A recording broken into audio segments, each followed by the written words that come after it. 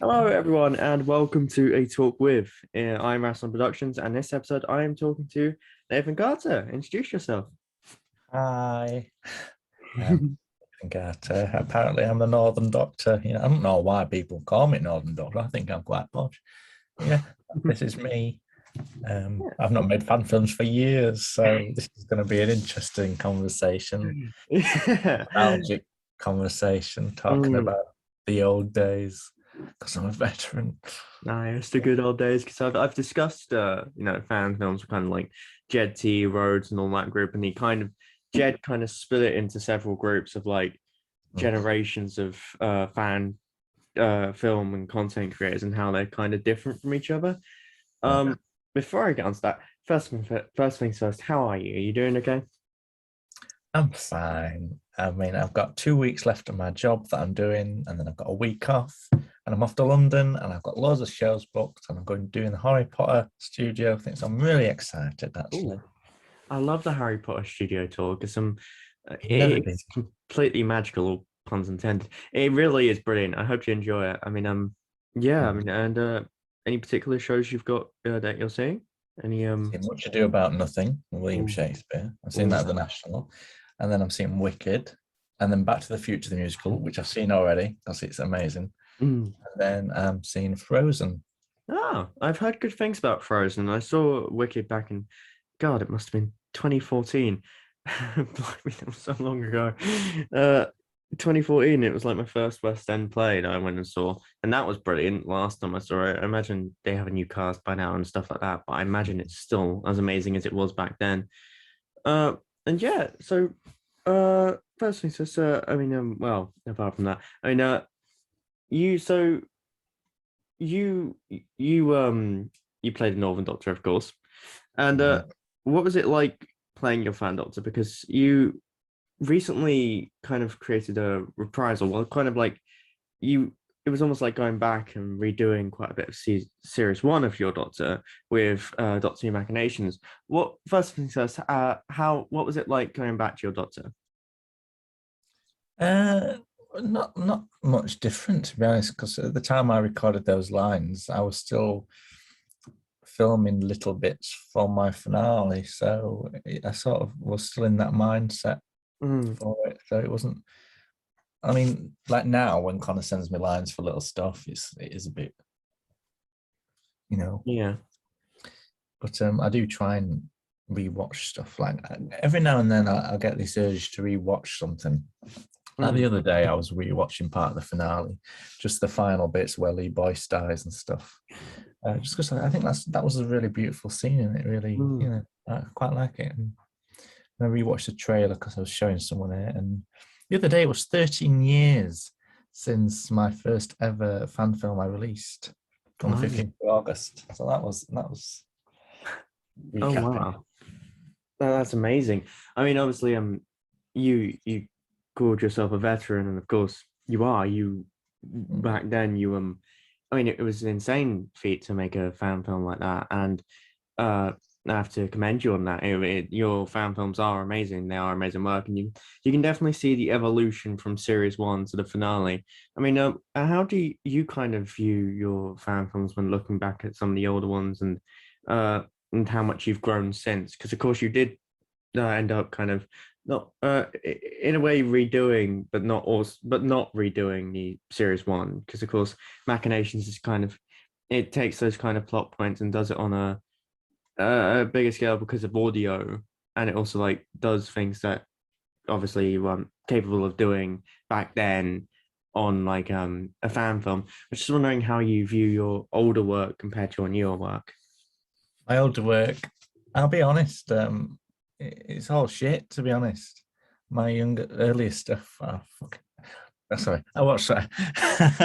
But it's terrible. There's 2009 stuff. Like, there's stuff before that, like, Mm, they were on YouTube, but I think they only got like 31 views and then I deleted them. yeah. But I really don't like them. I try not to watch them. When I That's did the fair. That's fair. remasters a few years ago, 2 years Yeah. ago, um, I only remastered them because back then you could only upload YouTube videos that are up to 10 minutes in duration. Mm. So I took them all down and then I put them all together, Yeah. redid a few effects, added a better sounds and music, and then re-uploaded them. So Yeah, I think and I still hate them now. I still hate them now. I Watch definitely them. think they're definitely products of their time for sure. I mean, and they're amazing like ways to look into kind of like the history of Doctor Who fan films and how there was certainly a sort of rise in the early 2000s and 2010s for sure. And of course you have kind of like the wilderness years, which is when they kind of rose into popularity, and then 2000s they kind of well, not really rose into popularity, but they were sort of starting back then and then continuing. And then it was kind of during the 2010s where it kind of exploded into kind of like this big thing, this big subsection of Doctor Who culture. And I think that's quite related to the show in a way, because it was kind of, exploding back then. It was kind of growing in popularity. I was just wondering, like, because in the 2010s, of course, you have kind of the connection to DW 2012 and NTC Pictures going as that kind of shared universe. What was your kind of, how did that kind of change your plans when making your fan films, and how did you kind of adapt to that kind of universe? And just what were your thoughts on being a part of it? If I'm honest with you, there was never a conversation of this wasn't in 2010 either. This was 2013 when I was approached by Luke. And they basically just asked, do you want to appear in my series? I was like, yeah, sure. And I recorded some lines for him, and that was it. And then I didn't know that it was going to be a universal thing where I'd have to make certain things happen in my series to accommodate for his and stuff. So we never really had that conversation. It wasn't until I was making series 4 way back in 2014 is when I started filming series 4. So just after the Fountain of Abydos, when I was in Luke's 50th originally. I believe I'm being cut now, apparently. But there was never that conversation of we have to adhere to this continuity and stuff. There was never anything spoken about that until I was filming series 4, and I forget who messaged me now, but they said, oh, by the way, just so you know, you've got to regenerate into Pete Adams, the young Doctor. I'm like, oh, all right.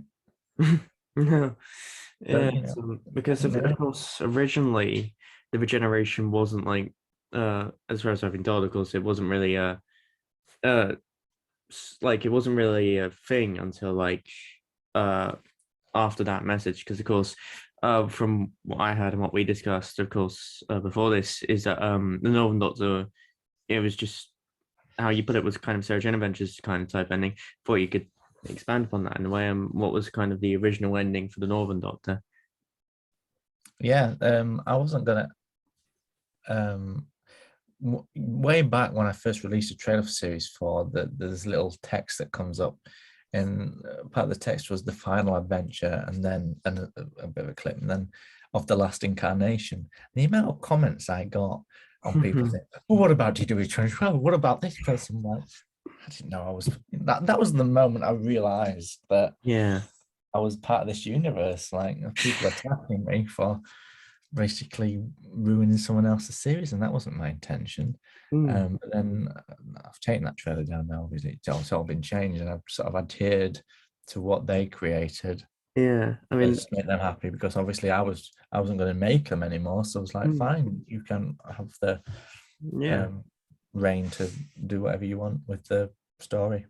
And of course, with Machinations as well, are there any future plans for any more Northern Doctor and Overton, or was that kind of just a kind of special select release? Obviously, about spoiling Connor and Overton's future, of course.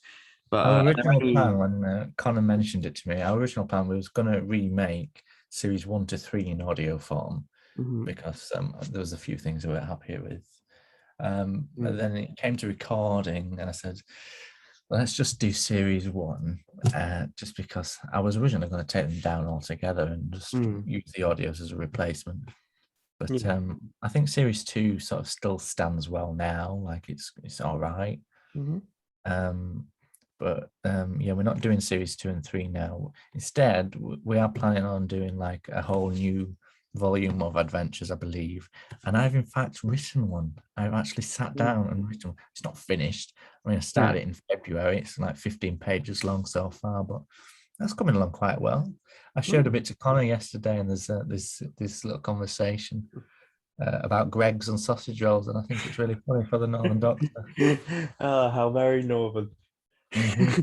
Well, that's the Yeah. thing. If you ever come up north and you, I don't know, go to Leeds, where I'm from, Mm. and you're asking for directions, and someone will say, "You see that Greg's there?" You know, yeah. Well, if you go down there, you come to another Greg's, and you go turn right, you find another. That's how people communicate. That's Yeah, true. I've never really been up north all that much. I mean, I'm very south. I'm right at the southeast, so right at the bottom near the beach. Uh, Mhm. so yeah, I mean, I haven't really come up north, but I'll have to properly go up there sometime. I mean, I've been very far up north, so of course Scotland area, but I've never really been up to the north of England. I think I'll have to pay a visit sometime because yeah, I not. But Well, established best. That's all I'll say. hmm.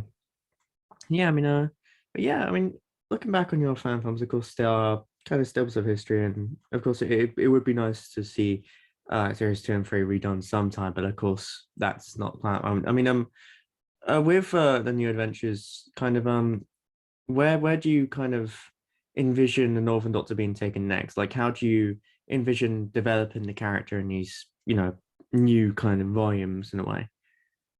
Well, I think I can't remember when they're set, but they're set during the time Lee and Nikki are alive, and he's traveling with them. So in the script I've written, Lee and Nikki are in it, and I asked them before, like, "Do you want to do this?" I'm like, yeah, and they're very up for it. Like when I was in town recently, and I saw Samantha just out of the blue Okay. on the street, Hmm. and the first thing she said to me was, "Are we making any more Doctor Who?" And I was like, I'd love to do that. And I mentioned to her really briefly, like, I've had this idea for a 60th. And I run that past her, and she said, "Oh, yeah, that's pretty cool. I'll be up for that." So, they're still very eager to do more because they enjoyed doing it as much as I did. Yeah, yeah, and understandably so. I mean, even though you look on back at your previous work as quote unquote shit, I imagine it was still really fun to record. I mean, that's mainly the reason we do it at the end of the day is being Yeah, fan doctors and making our own Doctor Who content is to wear funny costumes and just have fun really at the end of the day. So very much that. Yeah, can't put it yeah, any better myself. You make fan films, you get with your mates, and you make something, you have a laugh, and that's what it's meant to be, yeah, not definitely. a machine. Mm, I couldn't agree more.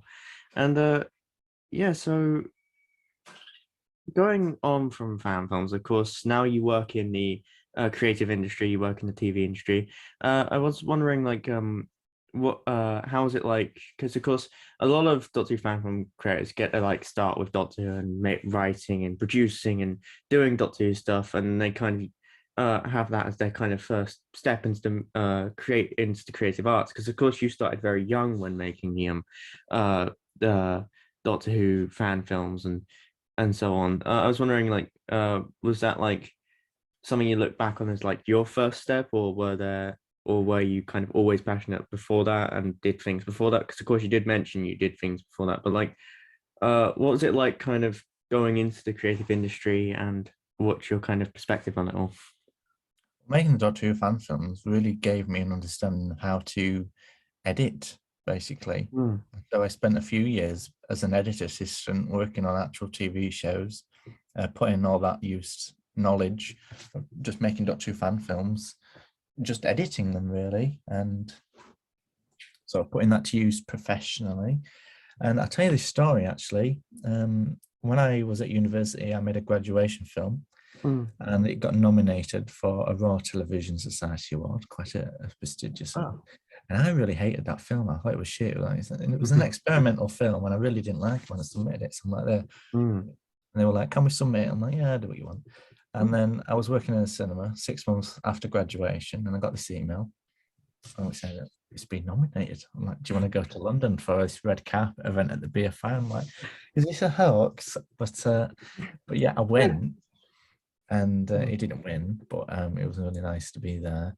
But then a few years later, a couple of months ago, I met Graham Harper, who is one of the Of course, directors of actual directors. Doctor Who. Uh-huh. I met him at an event, and I mentioned to him that I'm an aspiring director and that Mhm. one of my films was nominated for an RTS. I was telling him about it, and he said, "Do you know, I was on the board of RTS, and I had to watch some of the films submitted." And I told him about the film, and he said, "I've seen that film." So he's seen my Oh, film. wow. I mean, He that's remembered incredible. it. Yeah. I can't imagine how nice that must have felt, like how inspiring and just He was generally so just, nice, and he shook my. He wasn't meant to shake hands because of COVID, but he shook my yeah. hand and said, "Good luck," and he was really, really nice. Oh, that's wonderful. I mean, I met him pre-COVID times. I met him in 2018, and he was just really nice to chat to. Yeah.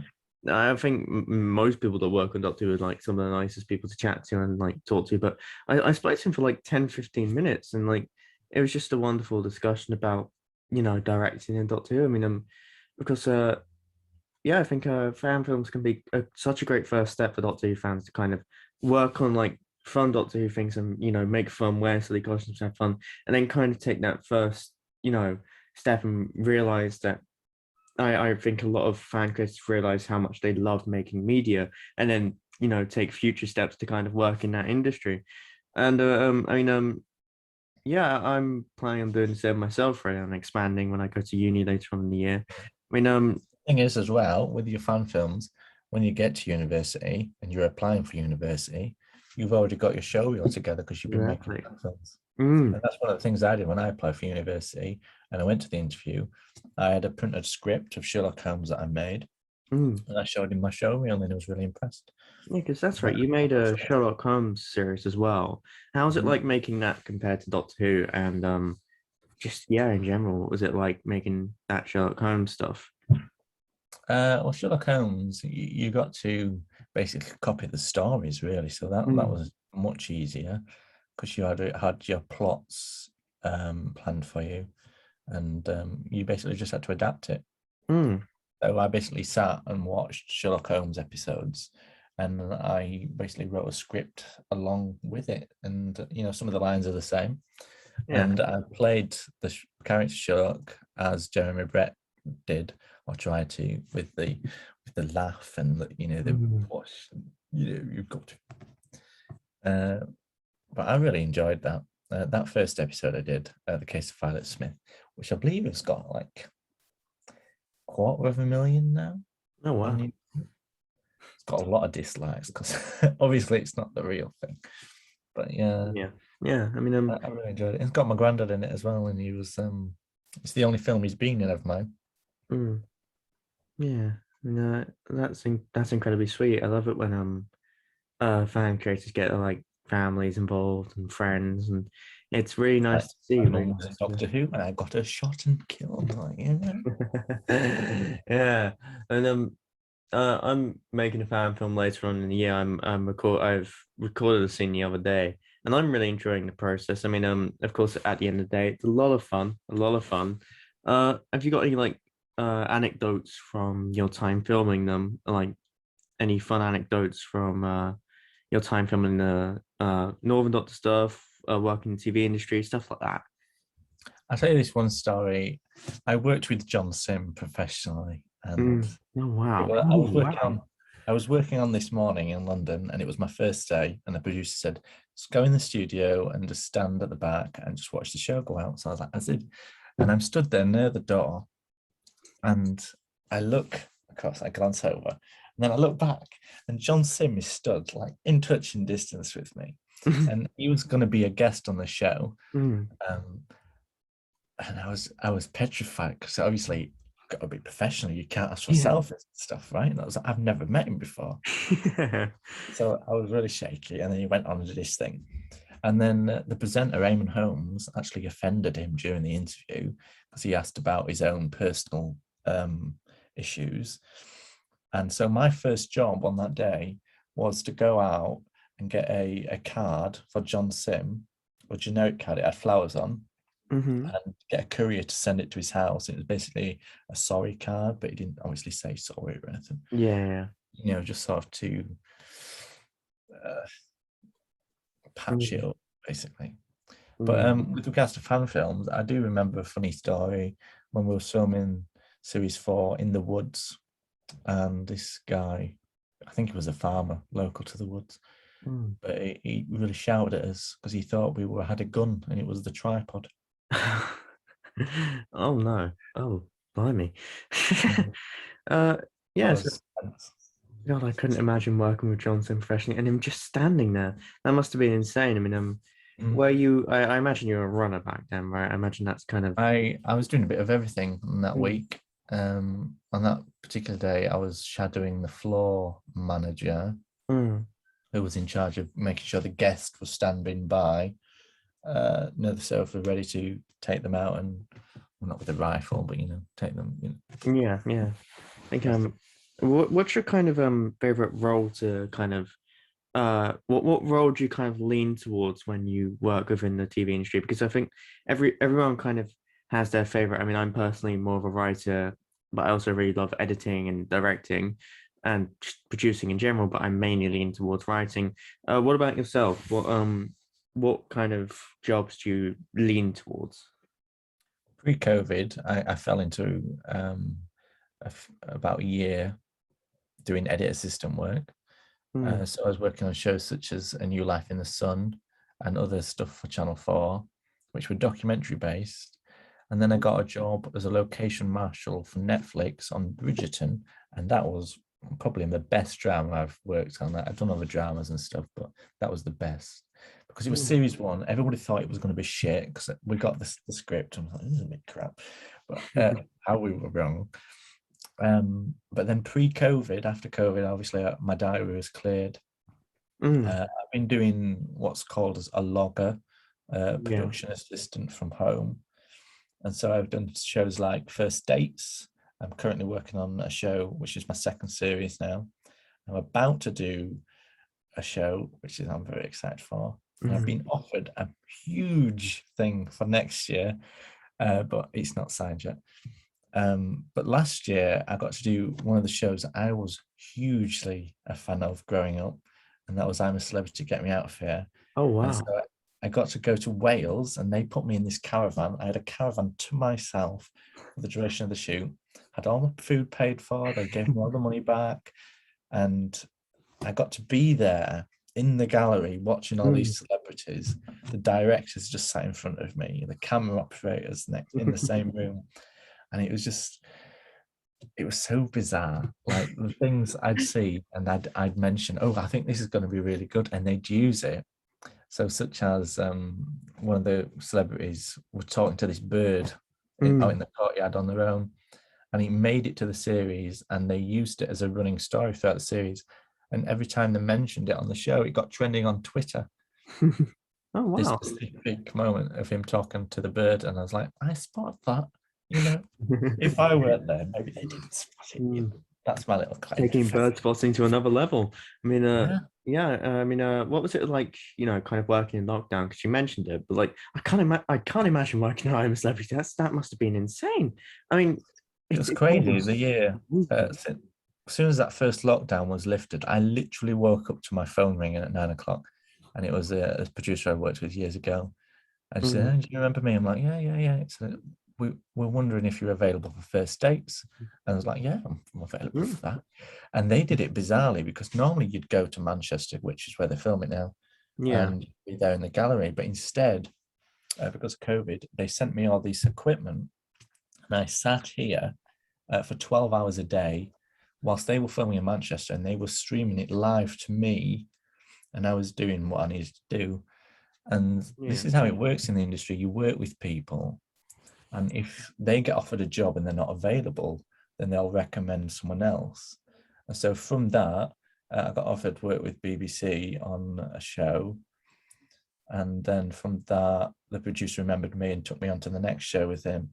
And so Mm, since October 2020, September, I've just been non-stop. And wow.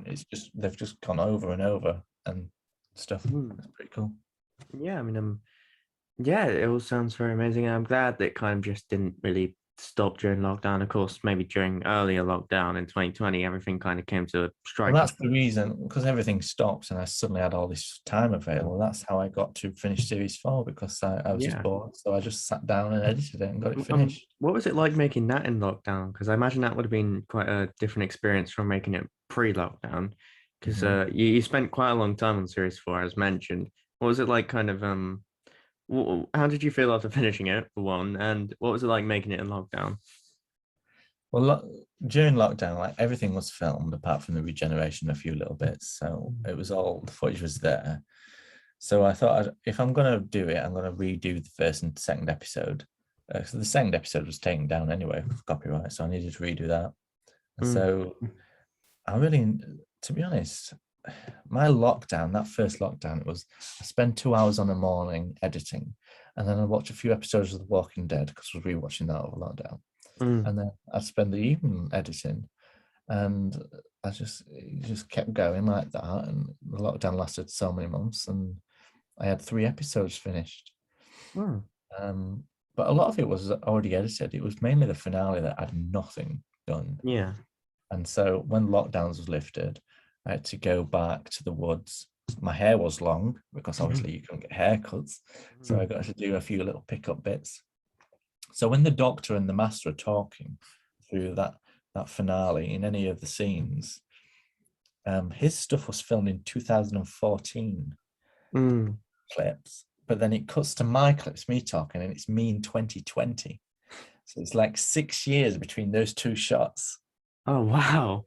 Great, and with a different camera as well. So it was like Yeah.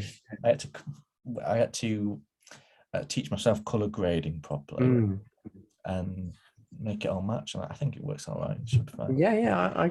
I genuinely really couldn't tell that there was a difference in time. I think that's kind of insane, really. I mean, having that like 2020 talking to 10 years prior, that's insane to Yeah. think about. I mean, and you did an amazing job on it, by the way. I think the finale especially is probably my favorite story from Oh, your Doctor, for sure.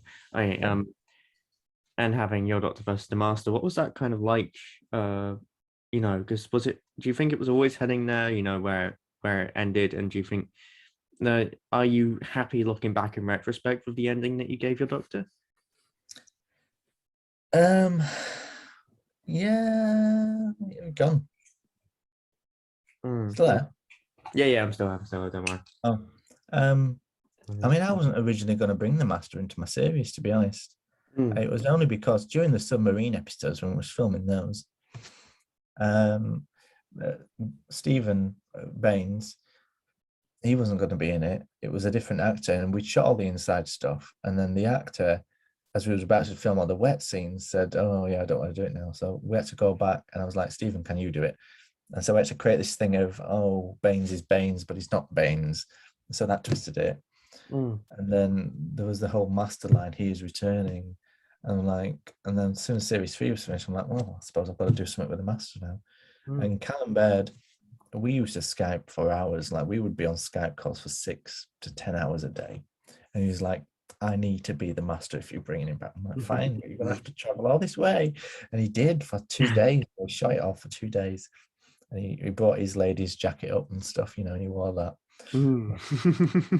That's Oh, it. because yeah, it was amazing in the end. I think it was an amazing send off to Jota.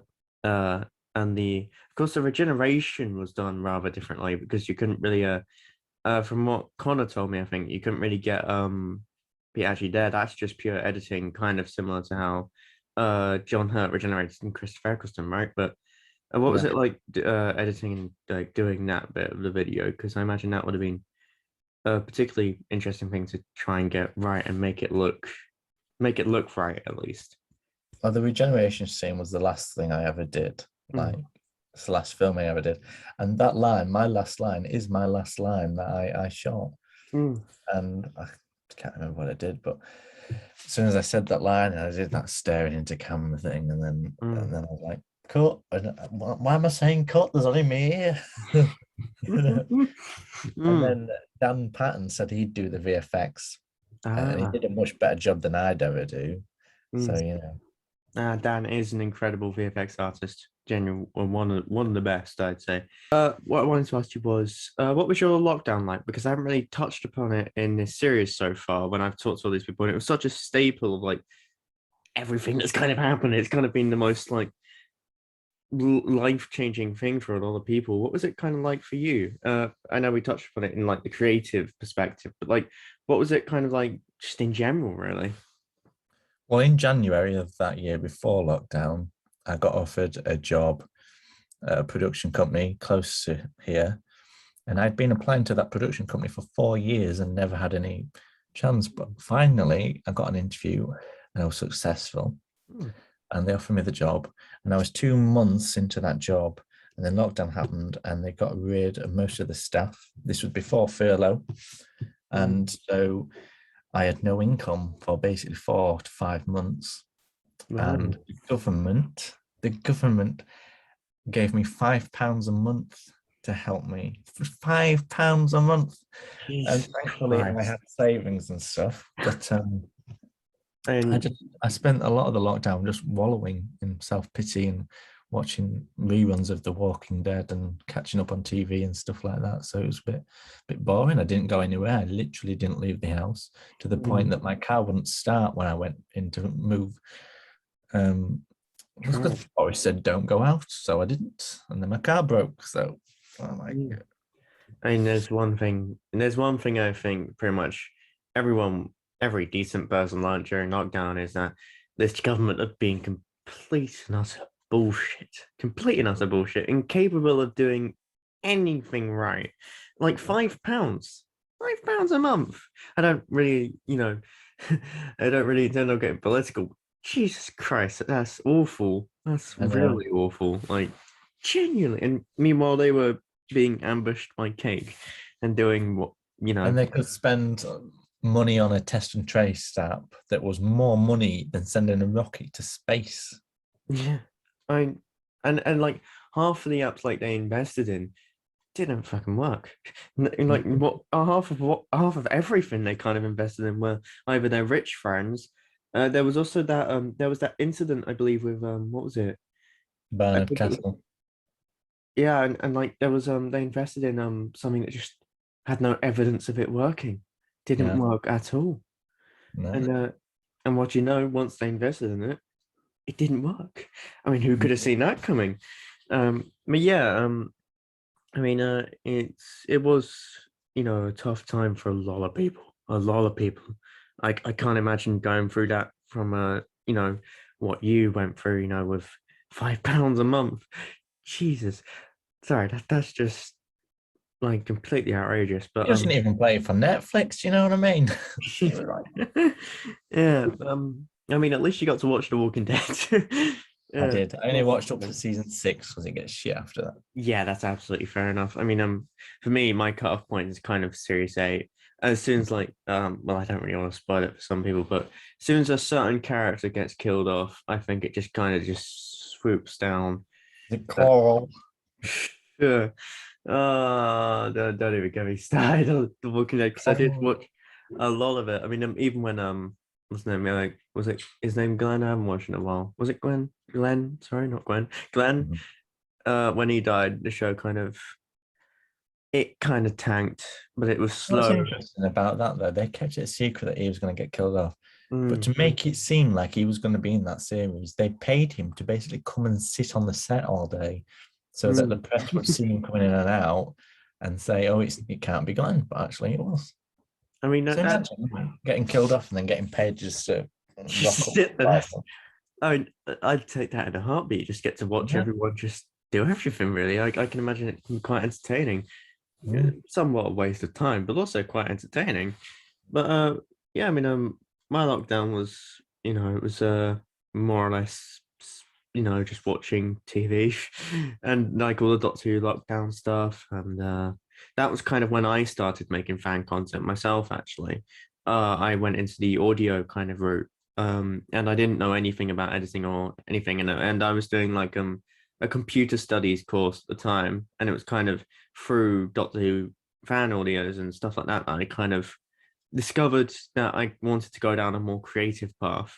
because Yeah. before that I kind of wanted to go down politics for some God knows reason. I don't know. I really regret that now because, and I think because I actually thought like it was worth going in it to kind of make a difference in a way. But then lockdown happened, and then it was kind of revealed to the entire like country that all of it is kind of it would be a useless and corrupt field to go into. So I really drastically changed my mind and went into the creative route, and I haven't regretted it since. I think it's so positive kind of uh route to go down, and it can lead to so many opportunities and jobs. Yeah. And yeah, so another conversation I want to have, because I'm on a server with Matt, Delta FX. Who? Yeah.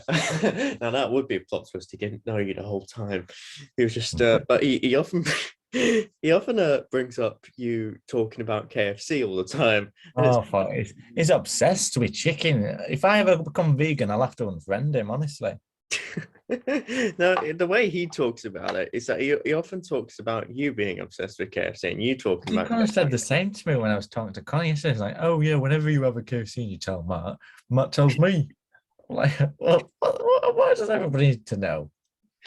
I mean, I do like a good KFC. I mean, I prefer like the boneless chicken and the general bone. The chicken legs and everything.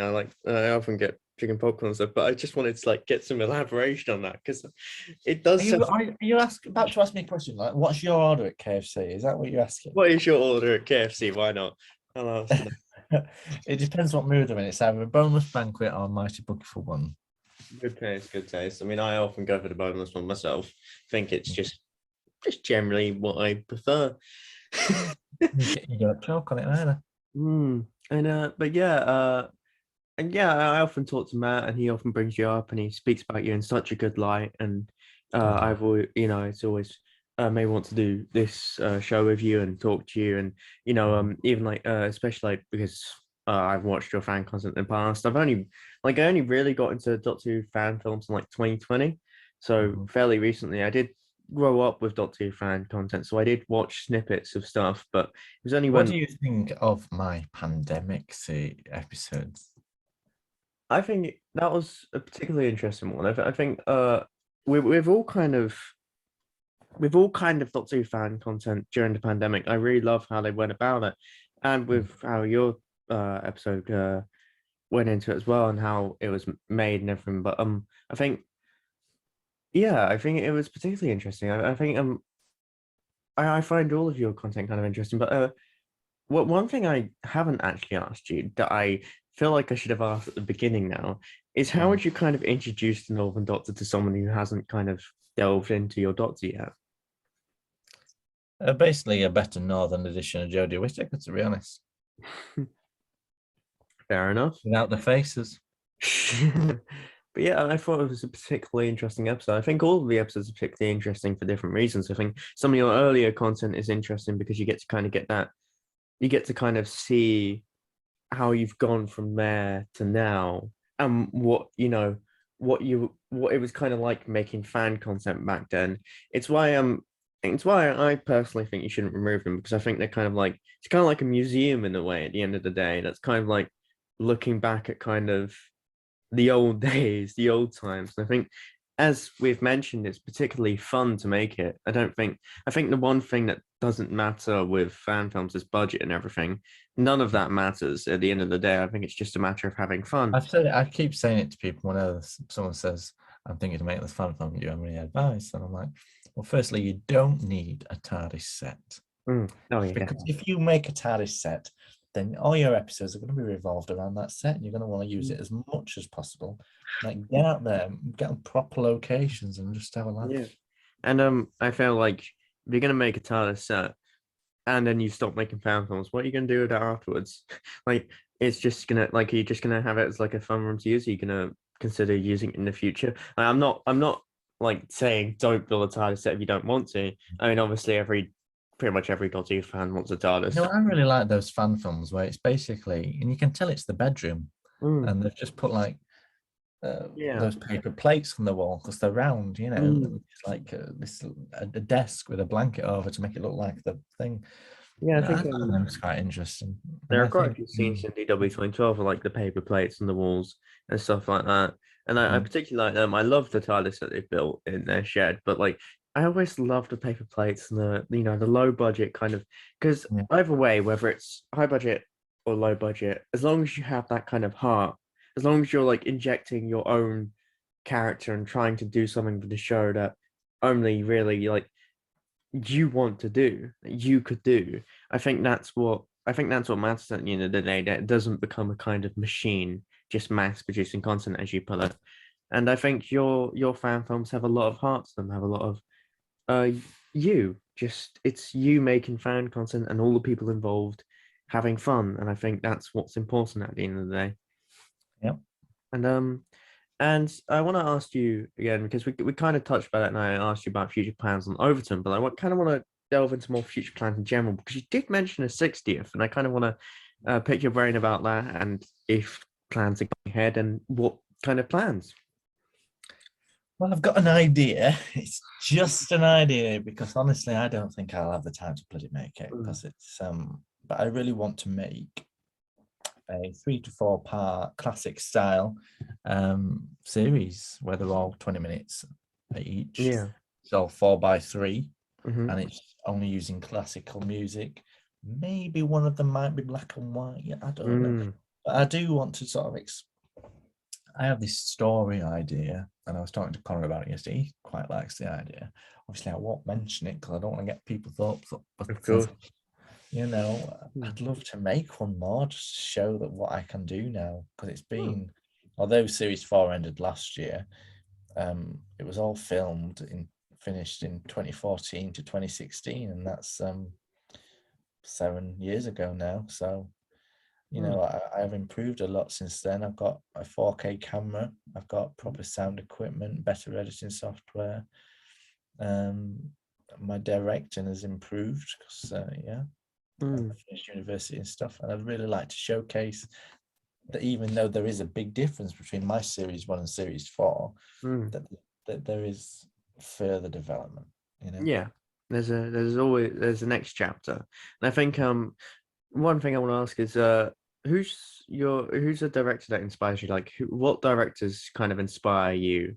Because like everyone kind of has that kind of every media student, every creative media, everyone who works within the media industry kind of has people that inspire them.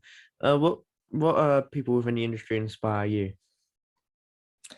Well, I suppose obviously my generation is going to say, "Oh, Steven Spielberg," because we've all grown up watching E.T. and Jurassic Park and Mm. whatnot. And John Williams' music, it sends chills down your spine. Yeah. But, I suppose from university, the stereotypical Alfred Hitchcock, Mm. but I don't know. It's a difficult one that because Yeah. I don't really look up to directors much. Mm.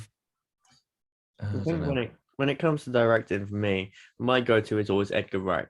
I absolutely love all of his work. I think the Cornetto trilogy, Scott Pilgrim, his work on Spaced. I don't think he's ever like turned in a bad story. I don't think he's ever turned in Last Night in Soho rubbish. was very good. So good. I love that movie. I Mhm. think a personal favorite of mine is kind of the underrated one, which is The World's End. I think that film is Mm. deserves more love than it gets. I personally love that film. But yeah, I think and in terms of writers for me that inspire me, I feel like Russell Davis. I mean, I think he's inspired God knows how many amount of people, like probably an unfathomable amount. I mean, the fact that it was kind of rated like the third kind of best creative or like uh most influential person on like that Sky poll. And Mm. you know, I got to hear him talk live at the BFI, which I absolutely love going to the BFI. I know you were talking about a competition there now. I absolutely love going to see things and seeing competitions like that and stuff. I absolutely love it. I feel like but Mhm. yeah, I got to hear him speak and it was amazing. So they're probably the two people that inspire me the most out of every like there are tons more people that inspire me, but those are the two kind of my they're two ones that kind of inspired me to get into the creative industry growing up as well. Mm. Um, and Robert Sherman actually and Paul Cornell, those two as well. In terms of writers, I feel like they're some of my favorites as well. But Did Robert Sherman write Dalek? he wrote Dalek, and he's written quite a lot of Big Finish, like the Holy It's Terror, actually met him, Trams of I met Midnight. him at an event. He was Mm, signing the Dalek book that he'd written. I met him at the BFI actually. No, because I met him quite recently. At the BFI, we were watching the Dalek movies, the Cushing movies. And I met him, Joy Wilkinson, and a few others were there as well, which was quite insane to bump into like one of my favorite writers outside of the BFI. That was insane. But yeah, so you've got plans for the 60th. Are there any plans for the Northern Doctor after that? Or are you kind of just No. ending it? I mentioned this kind of like after 2023 is over, because in 2024 it will be 15 years since I made my first fan film, and I think that'll be the perfect year to say no more, basically. Yeah. So after next year, I won't accept to be in any other stuff. And I thought I want to just leave it now. Yeah, kind of grateful that I got the Endgame saga out now, because you've got you did a very well acted monologue in that. Gotta say, I absolutely love it, because that's how we kind of got in contact through Connor. Because I didn't really know how to contact you, because for a while, because of course NTC Pictures isn't really active anymore. It's kind of like until like the 60th comes out on that. I imagine that's going to come out on NTC. Like If yeah, it happens, if it happens, if it like, happens, not if it happens. 100%. Like if I have the time, I will Mm. make it. Yeah, and but yeah, so it was very cool getting into contact with you and kind of getting you involved in the project, because I think your Doctor has such a huge staple on like the fan film culture, because of course you have like the DW 2012s and everything and all that, but of course your Doctor kind of, it was a huge starting point for some people when watching fan films. And of course, as I said, it's very much a product of its time, and it's very much, at the beginning, the very first season, then it kind of evolved as time went on. And I love that aspect where I love watching things evolve as it went on. And I'd love to see what you do with your 60th if it happens, of course. And I always love more classic styled fan films. I think I love it when I'm doing that myself, my fan film, like the 4x3. I think it's such an inspired kind of you know uh aesthetic to go for, because like a lot of fan films, they go for like widescreen, and I'm not saying that's bad at all. That's just as inspired as anything else, I think. But I'd really love to see what you do with it, and I hope if you find the time, yeah, I'd love to see it. Yeah, it should be fun. Yeah. Well, thanks Yeah. for those comments. That's very nice. Hmm? Thank you for your comments. They were very nice. No worries, no worries. I mean, It's not yeah. often people say stuff like that no more. It's always, oh, you'll make those shit fan films. But Well, everything that's everyone's a critic nowadays. Everyone's a critic. I I think, notice nowadays that people love to hate things. and I think with like fan films from like the 2010s, I don't think there's any like reason to do so, because like it's not going to be today's standards. Like none of our work from years ago will hold up to today's standards, especially like fan films. I mean, audios maybe, because that's kind of audios kind of have that kind of timeless aspect to them, unless it's like the editing is a product of its time. But like for the most part, audios kind of have that kind of, you don't need a budget to kind of tell a huge scale story, so it can live on as kind of that huge scale can kind of still be believable years on. I think with fan films, a lot of them do end up being, products of their time. And I feel like that's just as wonderful as anything else. And I don't think we can judge them by today's standards, because they weren't made with 4K cameras or anything like that. You just didn't have access to them. And I think they're just as wonderful with like that lack of access to all of that. And yeah, and they make for interesting watches. Do indeed. And yeah, I mean, And of course, you have appeared in Machination and other projects since. I mean, Endgame being one as well. Not to I'll plug tell you this funny anything. story really quick. The name Machination came about. Me and Connor were in a call and we were discussing, Mm. and we were saying, "Oh, what can we call it? What can we call it?" I'm like, "Well, what's it about?" And we put all these few words together. And he basically, whilst in the call, he went on Google. He said, "Other words for," and he put a word, and one of the words said machination. I'm like, sound all right? I'm like, yeah, and that's how it came.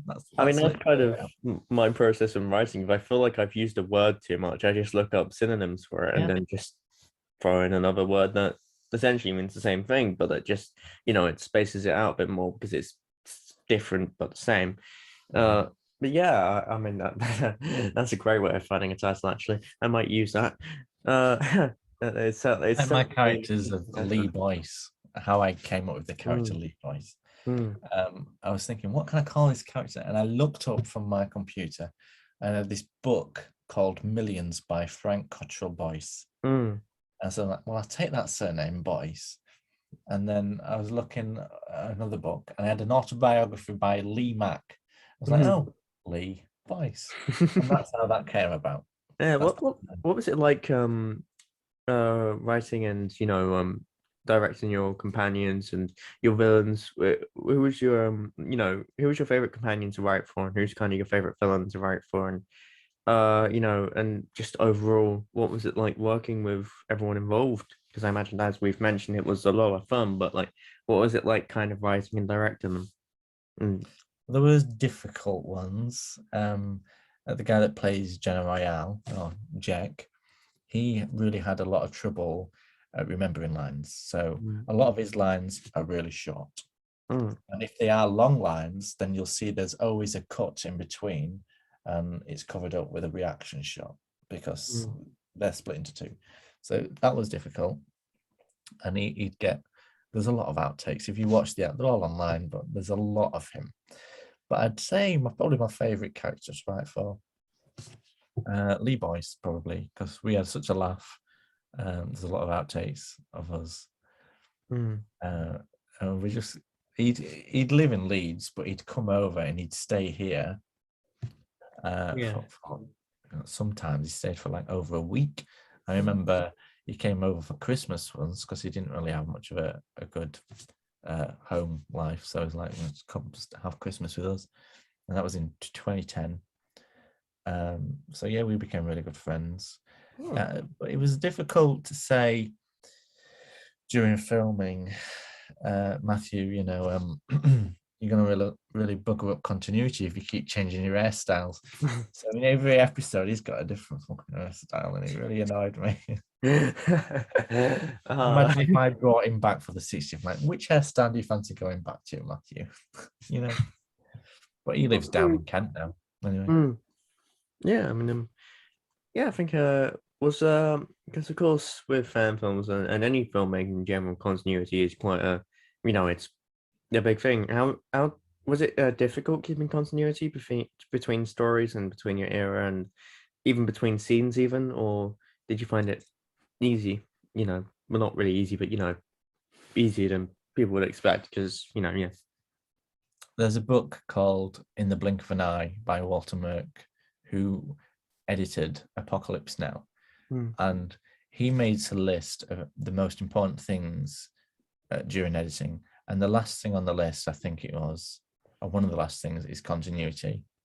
mm, And so he basically said, when you're editing something, you don't bother worrying about continuity because it's about the narrative, the story, and what you see on screen, as opposed to errors and stuff. So mm, I never really bothered with continuity. I didn't really care that the Doctor had different hairstyles every now and yeah. then. Like, for example, in series 4, where it's the series 2 Doctor that's stuck on the beach. In series 2, he had much longer and bushy hair. But in series Mm, 4, he didn't. Why would I go through the effort of finding a wig or whatnot just to mm. make it look like that?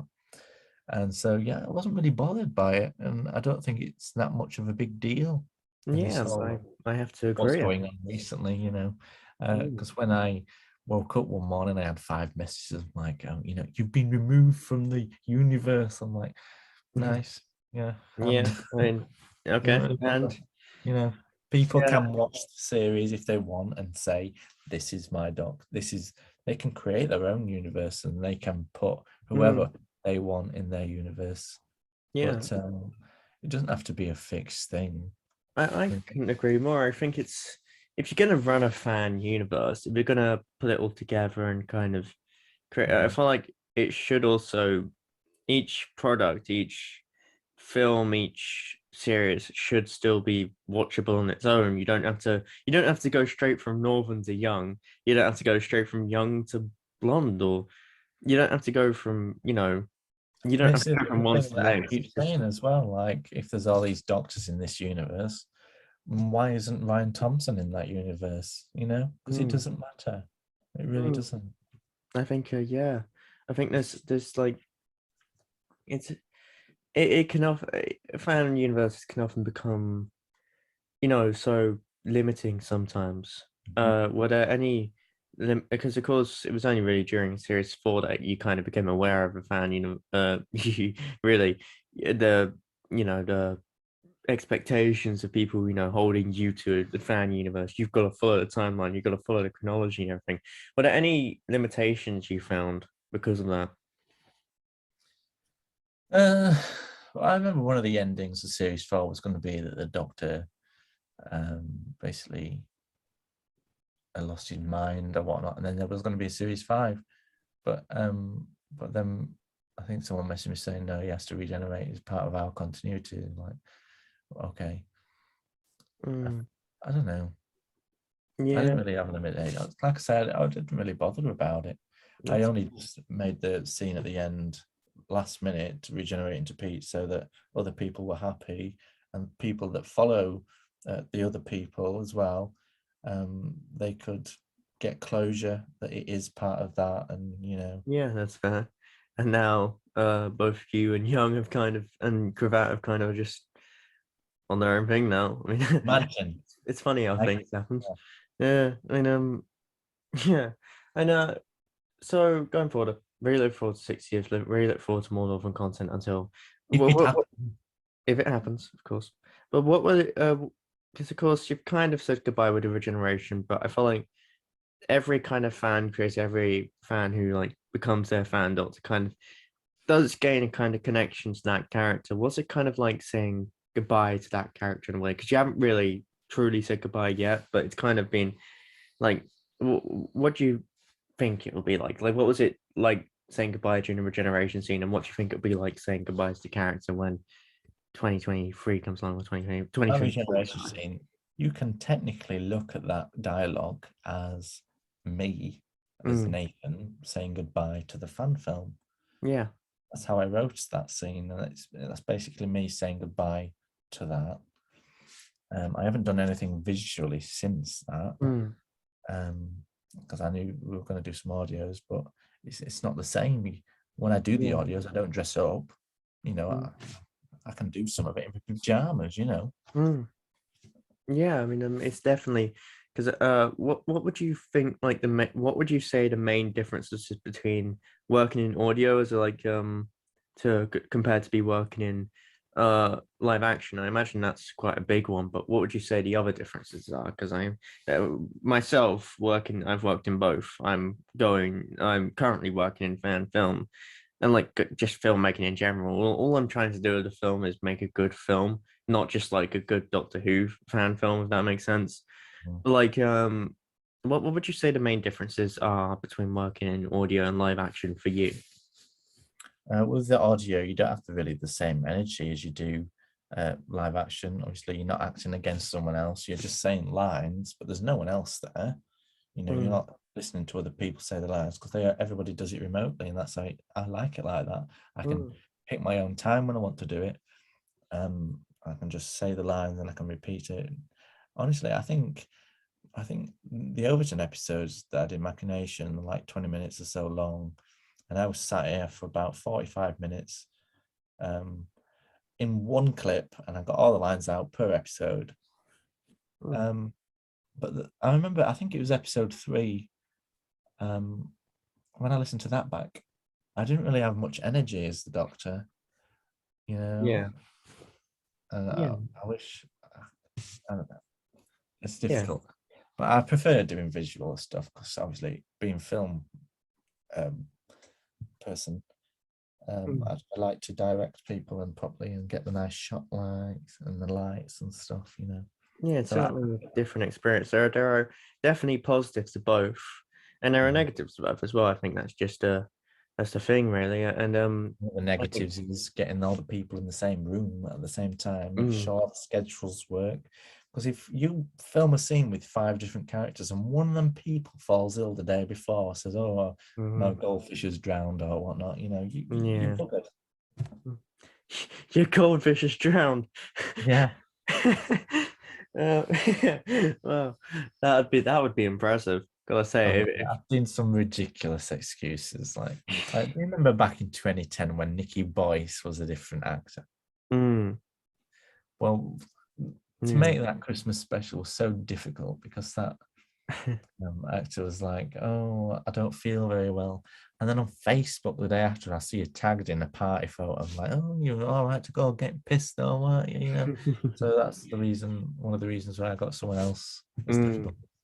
yeah, so I've asked a lot about Norman Doctor, of course, but of course you've played other characters as well. What's it like uh acting out different characters, and what's been your favorite other characters to play? And yeah.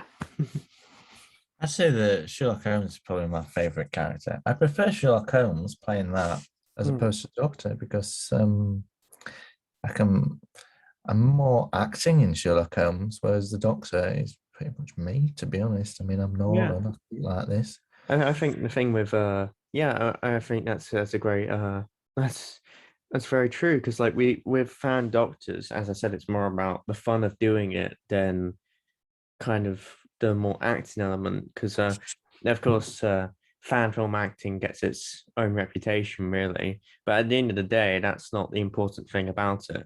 And I think the important thing about it is having fun at the end of the day. And I think even if we are acting, we are injecting ourselves into the role. It's you as the doctor. When I'm playing doctor, it's me as the doctor.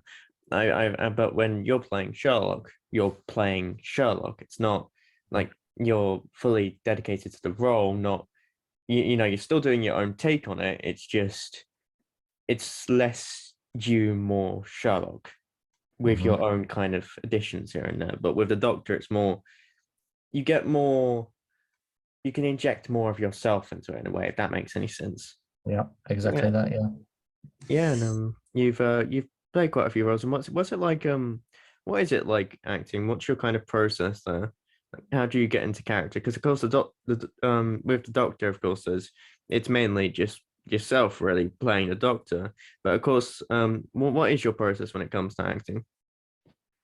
Well, I don't really consider myself. I don't. I mean, I enjoy it. Mm, It's a lot of fun, but it's not my go-to thing. I much prefer directing, which is mm, why the short film that I made, the pilot, yeah. I wasn't meant to appear in that.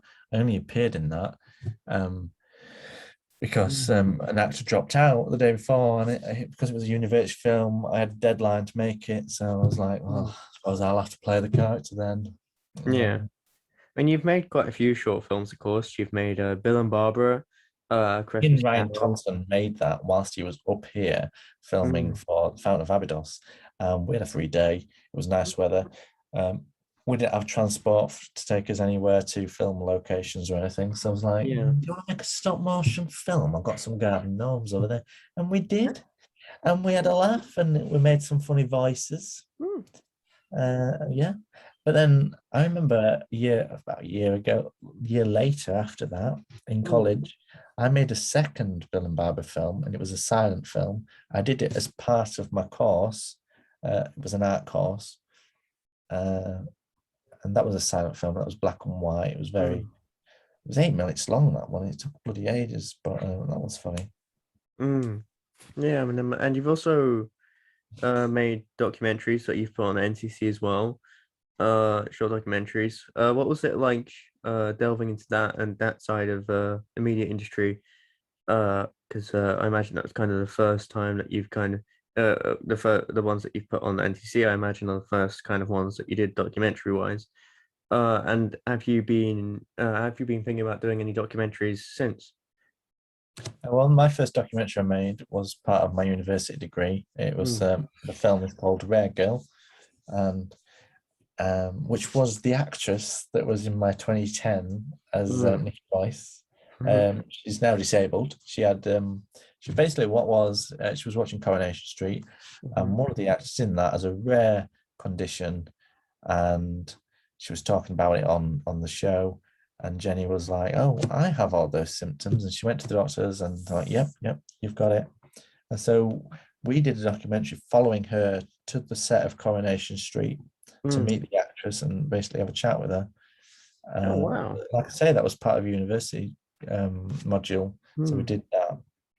Yeah, and you And also then, did the interview with the torchbearer. yeah, that was The just place of that Olympics. was. Uh, I did that because I made the lady that had the torch. She runs an event every year to raise money for Mm. cystic fibrosis, and she said, "Would you mind coming and filming the event for us?" I was like, "Yeah, sure." And Mm. someone mentioned, "Oh, you should interview her with the torch." I'm like, "Yeah, I'll do that then." Yeah, And I have to put it online, but it wasn't really a thing, you know. yeah, yeah. Yeah, I mean, I highly recommend everyone check out your short film work, and I think all of them are very unique, and all of them are really just incredible pieces of work. You should be very proud of them. And I think, as you mentioned, with like the stop motion, you just did it out of fun. I think some of the best media ever is comprised of just people And having fun. compared to the pilot as well, like I said Mm, earlier, when I submitted that, I really didn't like it. Like, mm, none of my other university students would help me out on it. I pitched the idea to them and they weren't bothered about it. So I had to do everything on my own. I started it, directed it, edited it, and like I say, it got nominated for a Royal Award, and I yeah, got I to mean, go down to London and meet all these other people. Uh, I was there. I got when people are on red carpets and they're like in the front and they get all these yeah, photographers. Well, yeah, it's nothing like that. yeah. Mm. Basically, I I stood didn't there, think I it gave was someone my phone, and they took a photo of me. That was it. But it was fun. It was fun.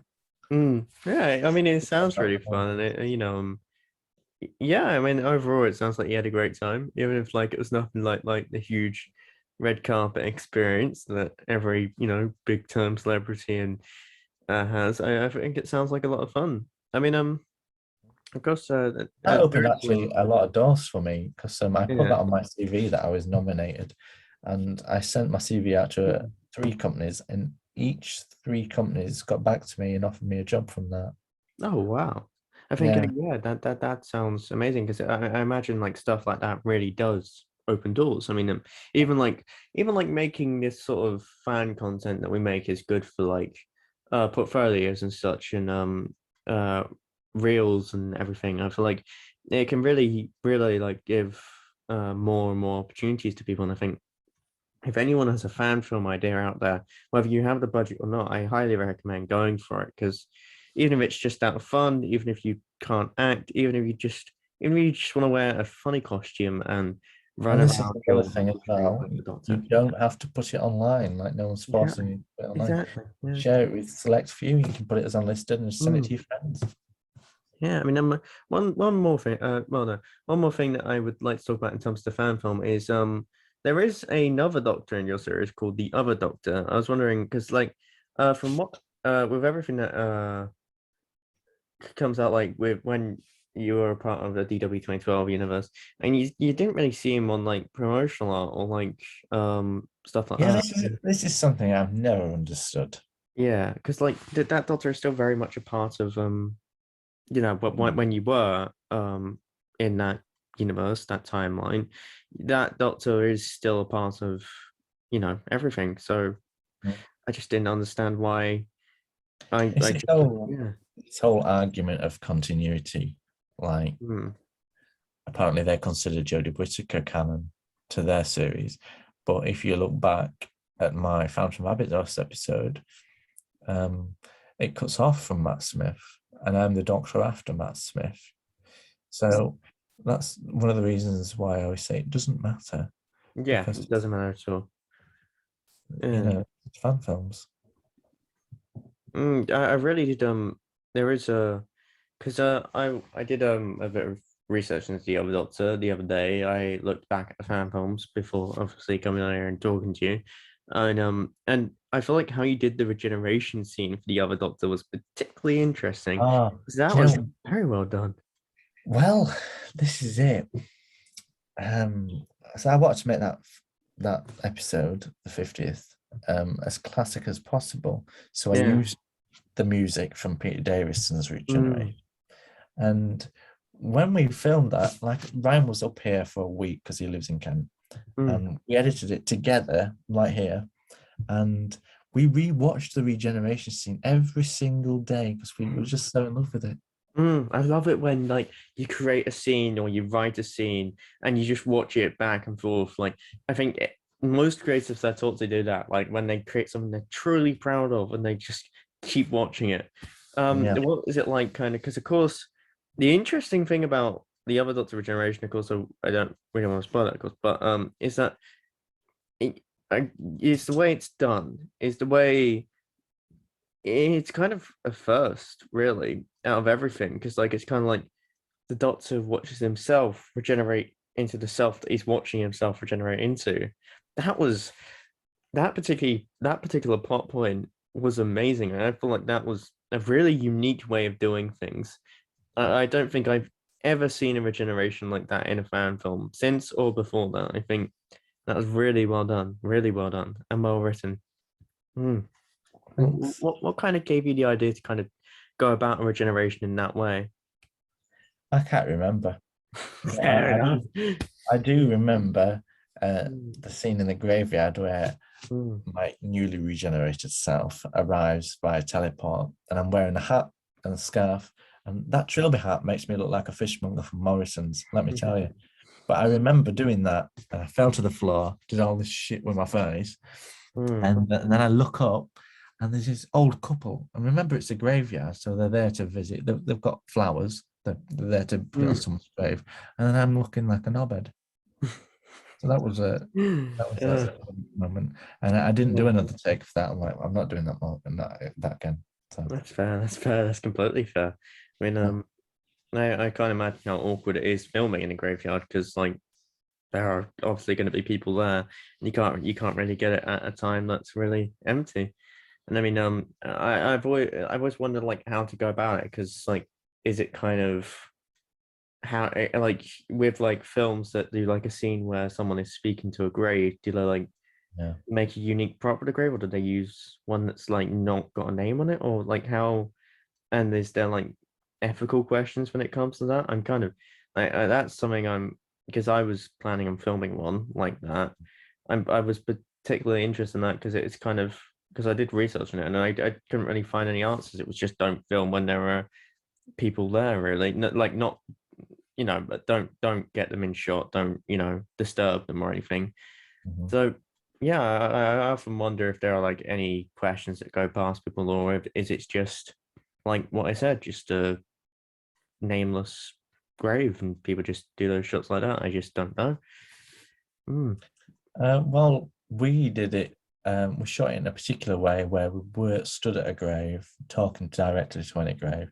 We were stood mm. at this bench, just looking down at the floor, pretending that there was a grave there. Very Shot. nicely done. So you're not really disrespecting anyone that's buried there or anything. Yeah, yeah. So that's the last. It's a bit. I know it's these fan films. I see fan films where they have these scenes in graveyards and they're ducking and diving behind graves and being shot at. I'm like, you don't really running across dead people. Yeah, yeah. That's why I never did that. So I just stuck to the path. We only did the path, and we just sat on the bench and did the scene there.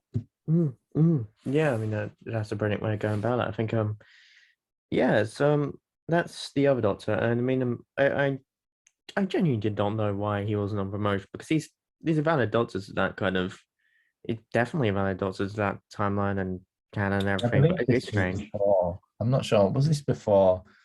Um, I can't remember. It's Oh so well, long ago well, now. it doesn't really matter now because Northern's coming to an end. I mean, what happens if? I mean, do you have any plans for the other Doctor, or is his story also over with when I you're don't know. I wouldn't bring Ryan back. For one, he's got a family now. He's got loads of kids. Honestly, he needs it chopping off. Honest to God. But yeah, he's always really busy now. Yeah, that's fair. That's completely fair. I think, yeah, what's kind of your creative process when it comes to working on stuff? Because like with each individual role, I imagine there's sort of a different individual process. But it's like starting with like writing, like what's your kind of creative process when it comes to that? Because you're writing now, you said, I believe, and you're writing around now, for something Northern related. But what's kind of your writing process and everything else, but writing first? A lot of my stuff really comes naturally, to be honest. Like a lot of my ideas I get when I'm in the bath, right? Mm. Honest to God. Like that submarine Mm. episode, I got that idea when I went to an aquarium and I got all Mm. these shots and like, oh, what if this shot might look like it could be like someone looking from a submarine? And I listened to the Titanic soundtrack. Mm. Music really inspires me. So if you were to put the Titanic music where it's the iceberg over the top of where the submarine hits that landmine, Mm. water mine, it would fit because Mm. that's how I work. Um, Yeah. so a lot of series 4, when I was writing the death scenes, I was listening to the Lost soundtrack a lot. Mm. So that was that. Yeah, I think I that's just somewhat similar to how Russell T Davies went about things actually, because I believe I think the Spice Girls inspired the end of the world, and I think a lot of music inspires the actual first like run of Doctor Who and New Who. I think most of series there's one a was. Christmas song about, I forgot what it's called, but there's a Christmas song and it really fits Doctor Who, the lyrics. Mm. It goes something like, a spaceman came traveling from the stars. Do you know what I'm on? Which song am I Yeah, on? I I don't know. I'm trying to think. That fit perfectly in a Doctor Who episode. I'll have to look up the lyrics later, but I think there was one song that has really become my favorite recently. I believe Daniel Patton used it in his series, but it was "Another Girl, Another Planet" by the Only Ones.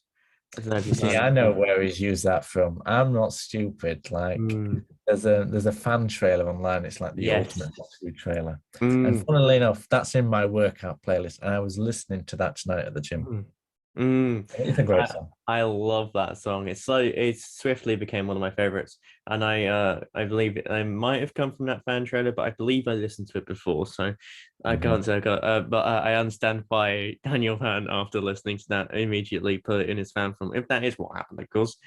If it isn't, then props to him. But yeah, I feel like that sums up the show a lot. I feel like that song. I feel like there are tons of songs you could kind of link. Yeah. There any because with like your fan films, were there any like projects outside of that then that didn't like because that you were thinking of like producing but didn't like get that kickstart, like didn't get the jump start, like ended up being I was cancelled in a way? I was a huge fan of Primeval when I was growing up, Mm. and I really wanted to make a Primeval fan film to the point where I used to like make little notes. And this was during when I was at school, Mm. and obviously the idea of, well, how do you make a dinosaur? I mean, you can do it now because Mm. you can get like dinosaur on green screen videos on YouTube and then slot them on. Back then, you couldn't do it, and I wish I'd have made one. Yeah, I mean, it would have been certainly very interesting. I mean, I haven't It actually could be watched an one. audio. Maybe one day. I really need to check out Prime Mover because I believe that was kind of during the time where a lot of TV shows were trying to capitalize on Doctor Who's success at the time, I believe, and like there are a lot of very similarly structured ones at the time that I really need to check out because I feel like most of them were really good. But yeah, I mean, Need to watch Outcasts that Connor mentioned to you on his chat. yes, he They're did very good mention that. stuff. And I feel like I think he talked about how you and him loved that series and like Yeah. use a certain I can't remember what it was, but it was like a place as a countdown or something. I don't know. But yeah, I love talking about that series to Connor because I haven't checked it out yet, but I will get around to it because it does sound really good. Yeah. Yeah, I mean, and again, what's really your creative process when it comes to directing? Sorry, like because like everyone kind of has their unique style when it comes to direction. Like, are you kind of more because I feel like judging by what you said about like continuity and stuff, you're more like considerably laid back. But what's kind of your style? What's kind of your process and stuff like that? Well, when I was at university, I read this a book called Directing Actors by Judith Weston. I think I've read it twice actually. It's very good, but they mention about using verbs to Mm, direct your actors, and so I tried to do that a lot. Or adverbs, I can't remember which one it was. But that really helped me, mm, and it's all about. It really depends. I can't give an example, but mm. motivation and stuff. Yeah. Yeah. Mm, So it depends on the actor as well, like how much they. and with every creative that comes on here, I often ask like, how do you deal with burnout? How do you deal with like writer's block, burnout? Uh, yeah, stuff like that. What's your process about going around that, going through it? What's your process when it comes to going through it? I'll just take some time away. I just Mm, want like I'll edit something, and then if I don't like it, or if I do like it, I'll still take a week away from it and then return to it. And then when I've watched it, I might have a different take on it. I'm like, oh, I could have done this, I could have done that. yeah. But I'll often just completely ignore Doctor Who if it's Doctor Who, and I'll go watch something else. Yeah, fair enough. I mean, yeah, no, I mean, talking Doctor Who more, because I realize with this sort of talk show as well that there are certain questions that like you hear in every interview, like who's your favorite Doctor and stuff like that. But it like I want to ask mainly like, do you check out quite a few other fan films? And like, if so, who's your favorite kind of fan Doctor and kind of other fan film creator that you kind of check out most? And yeah, just that general question, really. Well, I am not logged into the NTC Pictures channel for over a year, and that's the one I use to watch other fan films. So it's all like I'm subscribed to each other and everything. But now I've Mm, got my own personal one. I don't really watch them now. that's fair. That's completely I've fair. not watched any in over a year, but I Mm, do watch them if someone sent me them. mm, So if someone says, "Oh, you should check this out," then I will look at it. mm. But yeah, I don't really look at them. That's No. completely fair, you know. I do remember before I left, Mark and Homeland, is it? And being Homeland, Well, absolutely they were brilliant. brilliant. I did watch a few episodes. They were incredible. Mm. Yeah, I hope to get them on the show sometime. That'd be great to talk to them as well. Yeah, they do brilliant fan work. I absolutely love them, and them they're my personal favorites. Obviously, I love Dominic G. Martin as the Purple Doctor. Absolutely love him as the Purple Doctor. Love the Blonde Doctor stuff. Love Doctor Felicity. I love pretty much most fan stuff really. Every fan thing I love. I can't really pinpoint one specific fan doctor that I love, which is why I'm doing stuff like Endgame and stuff with like all these fan doctors meeting and this huge scale thing with all of everyone because I feel like it's a community that needs to be celebrated. It needs it's such people strive for such creativity and it's ingenious, it's inspiring, and I think even like with your NTC picture stuff and Northern, I feel like I think a lot of people undermine the positivity behind it and how your fan films have definitely inspired other people to do fan films, as has DW 2012, as has Overton Audios, as has Doctor Velocity and MB and Homeland. I feel like they've all kind of I think every fan film, every fan who's put on a silly costume as the Doctor and had fun has inspired someone. It has done a lot of good. And I feel like it can't be understated how, you know, even though we can look back on our own work and view it as kind of like, as you blatantly put it, shit. I feel like, yeah, I think a lot of viewers, a lot of people who have watched it have gone on to make their own content and gone on to go into the media industry. And I find it positively amazing that you know that you even made those fan films back then. You know, just grabbed a camera and got into the silly costume and thought, you know, these handmade or CGI or anything, just you know, and just did it. Really, I think even the fact that you just did it is a testament to, you know, yeah, to the fandom and to filmmaking in general. I think it shouldn't be understated the importance of fan culture in any you know, group of fans. I think it's and I yeah. I think That was a it, big speech. How long did it take to rehearse that? I'm just going off the spot. I have no idea if any of what I just said makes any sense whatsoever. But that's just how I feel about it, really. Yeah. I think it's amazing, and I think your work is inspiring to a lot of people. I think, especially around the time, because of course that was kind of the spike in Doctor Who fan culture with like Series 5 coming out and it going to the States and everything and around the world, and like more fan films were kind of, you know, taking off back then. I mean, even DW 2012 started back in 2013, which is kind of a big year. But yeah, well, 2012, 2013. Yeah, so really, is there anything else you would like to discuss there? Any future projects? Any, you know, we've talked about more Northern content if it happens. Of course, if it happens, it's a big if at the moment. But is there anything else you specifically want to talk about?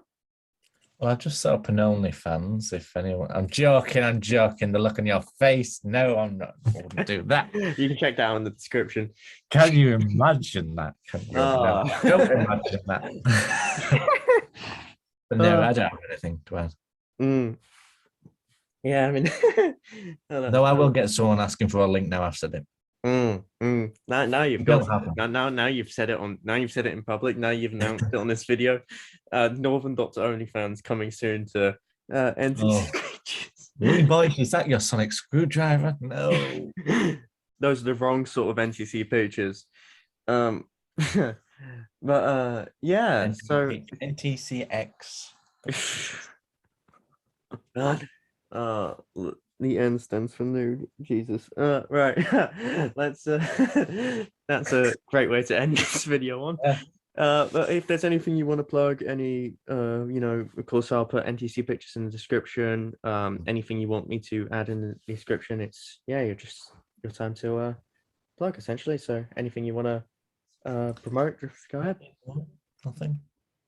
I'll just put like where you can find Northern Doctor content, some of your short films, and it's been a pleasure talking to you today because this is the first time we've kind of talked, really, isn't it? I mean, we've obviously talked through Connor for Endgame, but it's been a pleasure talking to you, and cheers to many more conversations in the future.